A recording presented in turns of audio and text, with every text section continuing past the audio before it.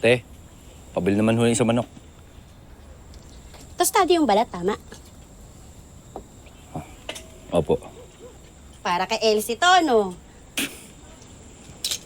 Paborito niyo ko kasi yan eh. Kamusta na nga ba siya? Ang totoo nga ho niyan ate, dadaling ko sa kanya tong manok na to para rin ho malaman ko kung kamusta kalagayan niya.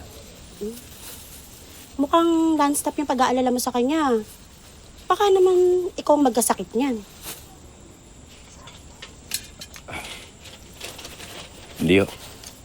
Basta ho para kay Elsie gagawin ko ho lahat. Wow, ang sweet naman.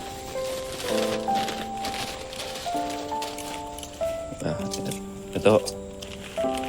Thank you, ah. Salamat ho. Sige ho, ate. Salamat ho. Salamat. Sir.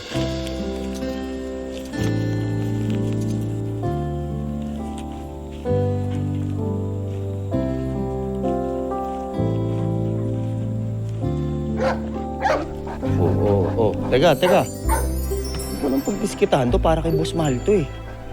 Susunod ka na lang ha. Oo, huwag ka nang pagalit. Rar!